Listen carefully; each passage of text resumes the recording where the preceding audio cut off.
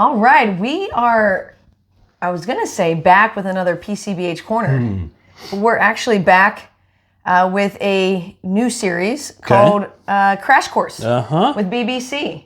So this is going to be a Crash Course with BBC in which folks are going to be able to come to this video and get started right away on some of the terminology.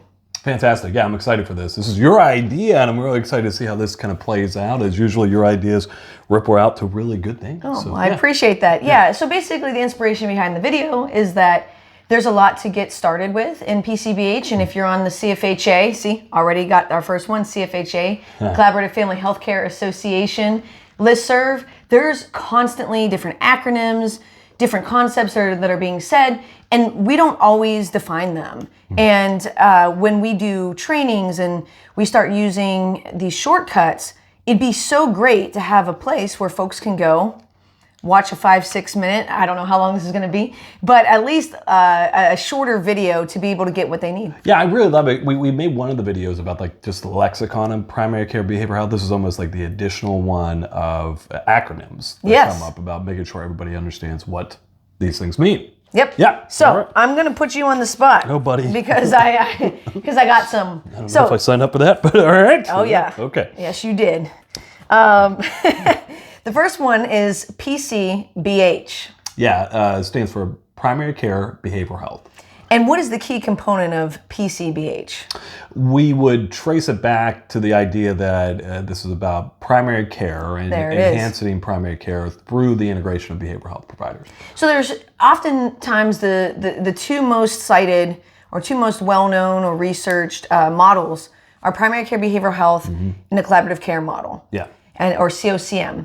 And there's another one, right? When you see COCM, collaborative care model. Yeah, which is in fact different than just the informal terminology of collaborative care. It is an interesting thing. I was thinking about that today when we were talking about that, about there is this there's chronic care management, there's just collaborative care in general, and then there's a collaborative care model. Yeah. It's saying like, oh yeah, team-based collaborative care. Yeah. So with PCBH being, the primary care being the first part of that, oftentimes you and I will be talking about the 4 C's of primary care, which goes back to, I believe, a 2015 article, and they've added, or maybe they had taken that from beforehand. Yeah, it's interesting. I always cite the 2015 article. I'm not 100% sure if that's the first time it showed up, but yes, that's O'Malley's article in 2015. And they've added more C's than the 4 C's for primary care. And at the same time, we want to, make things, I don't want to say easy. I know. But digestible. So what are the 4 C's of primary care? So the 4 C's of primary care are first contact, comprehensive care, continuity of care, and then coordination of care. And it's so funny that you were mentioning about adding the 4 C's. I was just putting together a pre-reading list for our newly matched doctoral interns to start. And there was a couple different articles that again, the C's have grown to sometimes 15 C's and whatnot. But for a primary one to give the parsimony is first contact, comprehensive care, continuity of care, and coordination of care. Basically, PCBH is taking some of the big strengths that exist with the population-based approach that's found within the principles of primary care. Yeah, it's a good way of looking at it. It's almost kind of like, obviously we talk a lot about behavioral health going into primary care, but PCBH is also about behavioral health embracing primary care principles through those 4 C's, yeah. Which now brings us to another one. The GATHER acronym. So there's another acronym that's called the GATHER acronym of PCBH, and this basically goes over the main principles. So, putting you on the spot, what do we got for GATHER? Yeah, so the GATHER would stand for being a generalist, being accessible, being a team-oriented individual, being highly productive, being an educator, and being a routine part. And the one thing that I would, or a routine part of healthcare in the primary care system, the one thing I would really encourage people, because while it's important to make sure that we understand these acronyms, especially when we're going to presentations or we're talking about them in clinic, just have a shared language, have a shared lexicon, it's more about really understanding what GATHER means. You could just recite GATHER, you could just recite the 4 C's, but have it in a kind of an understanding of what that means. So yes, that is what GATHER would be. Absolutely. So we got a couple other ones on here. Ooh. So this can get a little bit controversial. But if it's working with us, we kind of embrace being controversial. Yeah. WHO or WHO also known as a warm handoff. What is that? Yeah. So obviously, as you just described, a WHO would be a warm handoff. That's what it's short for.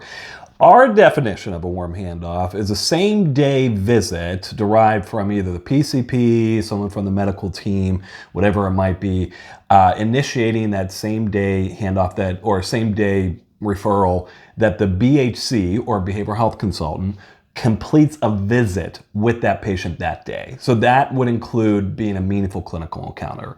We define that as gathering contextual information, giving and delivering an evidence-based or evidence-informed intervention with that individual.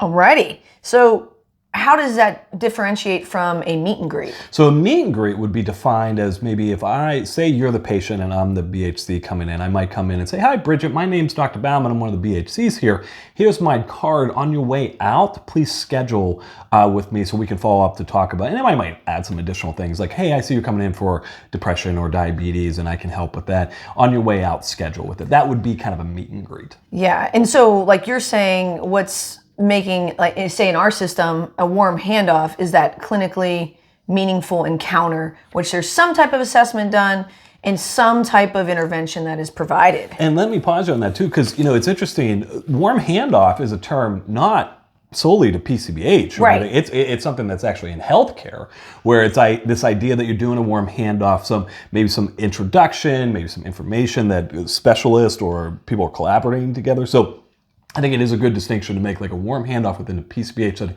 How we define that is a meaningful clinical encounter that was initiated by someone on the medical staff for a patient that needed a behavioral health. Folks can choose to use terms such as same-day visit. Yeah. That would probably do just fine. We just had used the term from the beginning as a warm handoff, and then who really like took off. So now across our entire system, it'd be too crazy to try to change it. But if I was in a brand new system, I think that you could just literally say same day visit. And similar to, not that this is part of the video, but similar to understanding the GATHER acronym, why are handoffs important? Why are same day visits important? Because of that accessibility, making sure that we're taking advantage of that moment of action or maybe curiosity about making some changes. So yeah. Absolutely.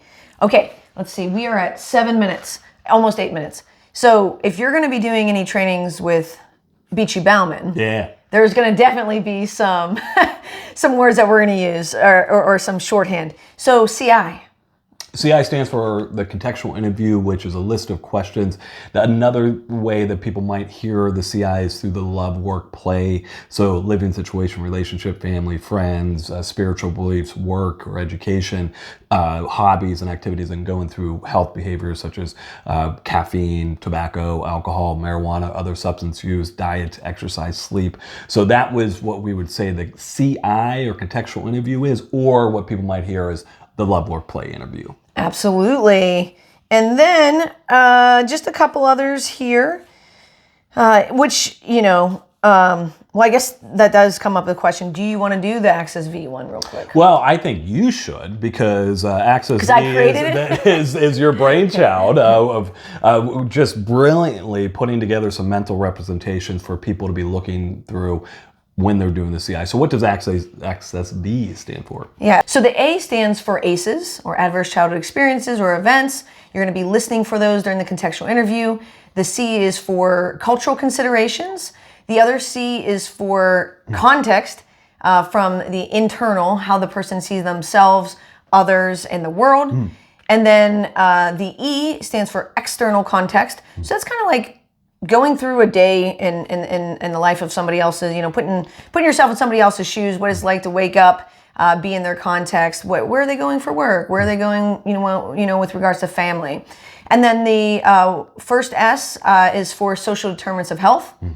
The other S is for stages of change, which you can find in the MI literature. And then the V is for values, which you're going to find in a lot of the literature, motivational interviewing, acceptance and commitment therapy, but it's utilized across myriad orientations. So yeah, that's Access V. So you're listening for those as you're asking the CI questions. So if we say something kind of like, hey, you're going to use the CI to be able to get someone's Access V, we now know what both of those things refer to. Exactly. There's a few others on here, such as IBH, which is Integrated Behavioral Health, or BHI, which is Behavioral Health integration. So don't be too freaked out if you see that terminology. And I think it's important to recognize that IBH could be consuming things like PCBH, collaborative care management, shared, what's the co-located? Geez, oh man, struggling. Co-located therapy. IBH would be this like almost umbrella term for all these different philosophies, models, and ways of integrating behavioral health. Is there any? Yeah, I wrote down a couple here. SBIRT.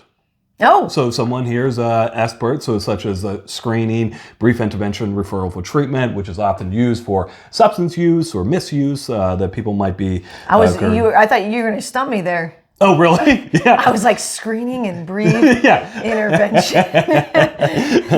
What's the DASH diet? No. What is that? Dietary? It doesn't matter. All right. Let's move on. And honestly, the other ones that I had was really, I don't think, useful, like ACGME, which isn't like a useful one for people maybe. But if you are in a residency program or hearing people, behavioral health providers might be familiar with like APA, so American Psychological Association, or the social work and counselor related associations. ACGME just stands for like Accreditation Council for Graduate Medical Education. There we go. ACGME. Well, right? That would be good for our behavioral scientists out there. That would be good for them. Behavioral scientists. That's another term that has been traditionally used within the behaviorist, which is a behavioral health, mental health provider that works within family medicine residencies. They're oftentimes called a behaviorist, or often known as a behavioral scientist. And maybe we can end on this. One of the other things, and we won't go through this today, was very helpful, and going back to our doctorate classes, you remember we took that 1 credit course for our primary care concentration. The medical terminology The course? Medical terminology one. Yeah. And if someone ever has the opportunity to take a medical terminology course, take it. I still use that class regularly about what are these terms A1C or BP or whatever, HTM, like what do all these things kind of mean? That's a big thing when you're working with integrated behavioral health, but we won't go down those things. Absolutely. All right, so it looks like we got through in a little bit over 10 minutes. And hopefully it saves you all a lot of time so you don't have to go through. You can go through all our videos if you want. But this will at least get you started. I like it. Nice. I like that one. What was this called again? Crash Course. Crash with Course BBC. with BBC. There we go.